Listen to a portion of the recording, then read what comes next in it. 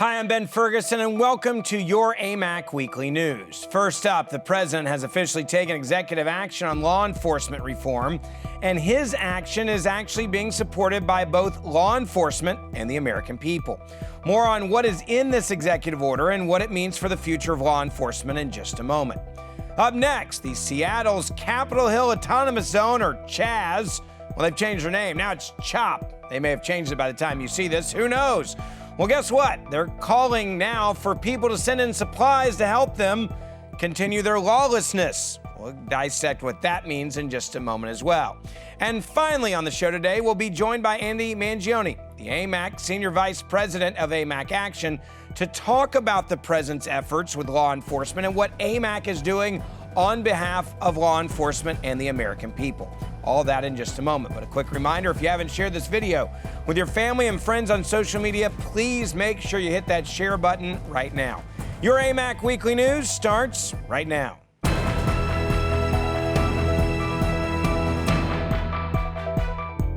Just this week, President Trump signed an executive order on law enforcement that was even praised by the National Fraternal Order of Police. Now, the president made his announcement in the Rose Garden, where he kicked it off by stating that we, quote, are taking historic action to deliver a future of safety and security for Americans. Take a look at what he had to say from Fox News. And thank you all for being here as we take historic action to deliver a future of safety and security for Americans of every race, religion, color, and creed. We're joined today by law enforcement professionals and community leaders. Though we may all come from different places and different backgrounds, we're united by our desire to ensure peace and dignity and equality for all Americans.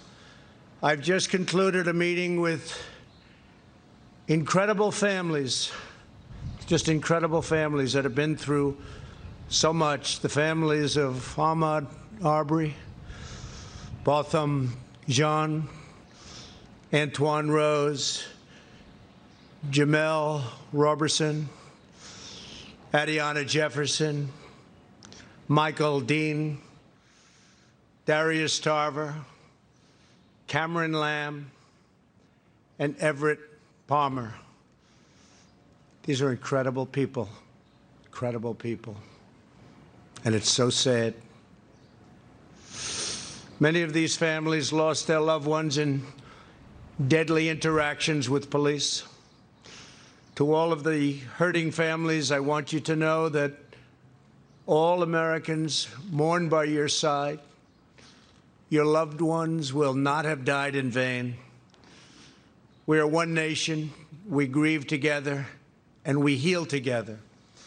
The details Trump revealed about the order went right along with the outlines that the White House previously released. The president said the Department of Justice would provide grants to police departments seeking independent credentialing for use of force and de-escalation training that holds them to high standards. Also, funding for co-responders like social workers to help police officers with issues like homelessness, mental illness, and substance abuse. Third, help the departments to secure less than lethal weapons that can help reduce the number of fatal encounters with police, and mandate that departments share information on officers who are accused of abusing power, so that officers with credible issues do not simply move from one police department to the next. Now, this is such an important move for the country to help with accountability and separate good police officers from the bad apples. Our men and women in blue put their lives on the line every single day. And it's beyond ridiculous that their heroic actions are overlooked because of the actions of a few bad actors. Now, the president's White House press secretary touted the president's move on law enforcement reform by explaining that he is getting done what Obama and Biden couldn't do in 8 years. Take a look at this clip from Fox News. You're exactly right when you say for 8 years, President Barack Obama and Vice President Joe Biden couldn't get it done, but takes a businessman like President Trump to come in and say, how can I do this creatively in a way that protects police officers, but also is real substantive change? This will be an incentive structure for police departments across the country to implement correct training so that things like what we saw with George Floyd never happen again, that tragic killing, but at the same time, funding our police officers, bolstering them, not defunding them, as the despicable Congresswomen like AOC and Ilhan Omar have suggested we should do. Now, despite liberals in the media and liberal politicians trying to take down Trump from every angle, the president continues to work for the people, for all Americans, and to separate the good police officers from the bad. This is why we need to continue to support the president as we get much closer to the elections in November. Now, AMAC is here to help make sure that members have everything that you need to continue to support our president, our law enforcement, and our nation. This may be one of the craziest stories I've ever covered in my entire career. Inside the United States of America, there's a new country that's being supported by the governor in Seattle, Washington, and the mayor in Seattle, Washington. That's right, there is a new nation. Members of the new Capitol Hill Autonomous Zone, known as Chaz, well, they have not only tried changing their name now to a new country, so Chaz no longer exists. There's the other breaking news. There's a new country that has come out of Chaz called CHOP. Well, they're now making demands for their country inside the United States of America. Now, their name change to CHOP stands for Capitol Hill Organized or Occupied Protests. I think they're missing an O in CHOP, because they now have two words and they can't figure out which one they want. We'll deal with that later. Well, they realized that they were less likely to get sympathy if they called themselves autonomous, because clearly autonomous would mean you don't need anything from anyone anywhere, but you need stuff, so you got to have demand, so you just change the name of your country. Now, CHOP refuses to allow any law enforcement inside their barricaded zone. For a so-called protest, there doesn't seem to be any clear-cut message from these protests of what they actually want, except for the one idea they want to defund the police. Now, even Seattle Police Chief, well, she best explained that they don't know who the leader is of the new country or what the new leader of the country actually wants at this time. Take a look at this interview from CBS. One of our real challenges there is trying to determine who is a leader or an influencer that seems to change daily. I know that many of our city officials and others are trying to establish some sort of communication with someone who can give us some direction about what the intent is and how we might move forward. I wish I had the answer to how long it might last. I can tell you that we want to move it forward as quickly and efficiently as possible.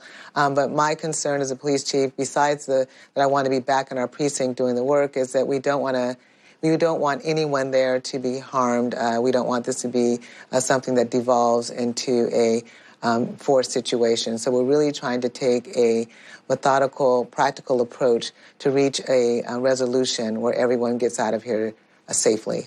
Now, this new nation has been controlled by, in theory, no one other than the protesters for almost 2 weeks now. And still authorities don't even know what this new nation, the people in it, are demanding or want. Even more than that, they are now demanding supplies to be delivered to them for their country that was autonomous. Check out this tweet from Representative Dan Crenshaw. Quote, "I just want to remind all that when you create an autonomous zone, you don't get to demand a long list of supplies from the orderly capitalist society that you are rebelling against. Kind of defeats the meaning of autonomous. Hashtag Seattle Autonomous Zone." Now let's just take a look at what some of the things on their lists are actually demanding. Clothes, ice, the good kind. That's not a joke. Cigarettes and lighters. Lanterns, flashlights, and headlamps, portable solar chargers, Gatorade and electrolyte powder, backpacks and reusable bags, tents, sleeping bags, pillows, got to have some good tarps in there, track phone minute cards, body lotion, just going to pause there for a second, body lotion, shoes, bedding, comforters, zip ties, folding chairs, laundry bags, personal fans, body wash, disinfectant, sunglasses. So let me get this straight. You got a bunch of protesters that didn't think about all the things they needed when they started their own country and put up a wall around their country to make sure that no one could come in. Also, something else that's happening, I thought the left hated guns. Well, they're also encouraging the protesters to, quote, buy guns in this hardcore leftist nation. Take a look at this brilliant tweet from one of the Chaz supporters. It reads, "Good morning, and friendly reminder to black and brown people, buy guns." That's right. This place that doesn't want the supposed violence of police officers is encouraging people to buy a whole lot of weapons. And guess what weapons they're using at the gates? A lot of AR-15s. I thought the left was against those evil weapons of war. Now, at the same time, all of these people are hunkering down in tents, gathering with their lotion and protesting capitalism. Coronavirus numbers across the country are skyrocketing. Now, all the liberals who believed we should shut down the country until a vaccine and a cure was available and demanding that anyone that went outside without a mask was putting everybody else's life at risk, well, they're totally okay with you breaking all the social distancing orders as long as you're in a protest that they agree with. Even Seattle's mayor likened Chaz, or the city of Chop, or the country of whatever, to, quote, a block party. You don't believe me? Take a look at this from CNN. So I know it will shock you that the president is perhaps not giving an accurate or truthful picture. We've got 4 blocks in Seattle that you just saw pictures of that is more like a block party atmosphere. It's not an armed takeover. It's not a military junta. We will make sure that we can restore this, but we have block parties and the like in this part of Seattle all the time. It's known for that. Just a little side note, I wonder if they'll be calling it a, quote, block party or demanding more capitalism if they all get coronavirus. Do you think they'll deny any help then if they need it? Look, this is complete lawlessness in our country, and so-called leaders like the Seattle mayor and the Washington state governor are the ones that are actually making it worse. We have got to stand up for our actual country, our Constitution, and all that the American flag actually stands for. AMAC is ready to make sure that your voice is being heard, not just in Washington, but across the country as we continue to see this lawlessness be sanctioned by actual political elected officials. There was obviously a very big move by the White House this week to do something that had not been done under 8 years of the past administration, under the Obama years, and it is something that should be celebrated. Joining me now to talk about incredible reforms with police in this country, Andy Mangione is the Senior Vice President for AMAC Action. Andy, I really appreciate you coming on. This is something that AMAC was absolutely focused on for its members. We are absolutely in favor of our law enforcement, but also it having common sense reforms that really protect police at the same time of protecting people that are innocent out there wanting to protest and do things the right and orderly way. Let's talk a little bit about what AMAC has said about this and what the president did this week. Okay, happy to, Ben. AMAC issued a statement recently regarding the president's executive order that was issued earlier this week that increases the adoption of best practices. The bottom line here is that AMAC is all for accountability and transparency, and these initiatives by the White House reflect accountability and transparency. Of course, we would support that. Under the executive order, the Attorney General will allocate certain grant funding only to those law enforcement agencies that meet high standards, including around the use of force and de-escalation, as credentialed by reputable independent bodies. Also, the executive order provides incentives for law enforcement agencies to use a nationwide database to track terminations, criminal convictions, and civil judgments against those bad apple law enforcement officers for excessive use of force. This creates accountability between agencies. Yeah, there's a lot of police that we've heard from and talked to that have said that they love these ideas because it allows them, for police officers that do it the right way, to basically have a great review if they're looking for another job, and it allows for them to maybe get an opportunity that another department didn't know about if there was a bad actor, a bad apple, a bad police officer that had been in trouble, because right now that does not exist. And many times what you'll see is you'll see a police officer that does something that's inappropriate. And they just kind of say, all right, we're going to let you move on with your life. We're not going to employ you anymore. And that police officer immediately grabs another job at another place, and they have no idea what just happened where he left. That would change this, which, again, this is a good thing for police officers, and the mass majority, they're doing the right thing. This is not good for the bad actors, as you just described it, and that's the reason why the president did this. Exactly right. That's the accountability. That's the transparency that people need. And we recognize there's bad apples everywhere, Ben. Okay. We also recognize that the majority of police officers are selfless individuals who lay their life on the line to protect us each and every day. The bad actors have to be weeded out. They have to be identified. And this initiative by the White House underscores that need and provides resources to do just that. We hope, AMAC hopes, that these White House initiatives will be common points of discussion between other Democrat and Republican proposals to talk about law enforcement best practices, including the bill that was dropped recently by Senator Tim Scott of North Carolina. Well, let's talk about that for a moment. And again, I mentioned at the beginning of this that, you know, what the president has just done is something that the Obama administration did not do under 8 years of him being in the White House. This is very significant when it comes to reforms. And Senator Scott has done exactly that on the Senate side, saying, hey, Mr. President, we're with you on this one. And this is obviously something they want to fast track and get done very quickly because it's so important, especially right now with everything we're seeing around the country. Talk about that bill for a second. Sure. What is in it and how it complements the executive order from the White House? Well, it does complement the executive order from the White House. It's called the Justice Act. It addresses the need for more body cameras, more notification. It provides grants on de-escalation of violence. It provides for reporting on the use of force in shootings by the police. And it also codifies what he calls the duty to intervene by police officers when they witness overly aggressive actions by other police officers. Ben, this specifically addresses those officers that were standing around doing nothing, as that one police officer knelt down on George Floyd's neck. There's a duty to intervene, and Senator Scott's bill codifies this and makes it law. You know, when you have the law behind you, and this is what many police officers have been saying they needed in private, which is you have hierarchy, you have seniority, you have police unions, and there's a lot of times you feel like you can't step out of line to challenge another police officer or to stop another police officer from doing something because it could risk your job, your career, and your standing with the union. This law is something that would then give that police officer the ability to say, hey, there's a law and I'm not breaking the law. I enforce the law. I have a duty because of the law to do this. And that will give these police officers, many of them, what they need to be able to take it into their, and really have the law on their side to say, no, you can't do that.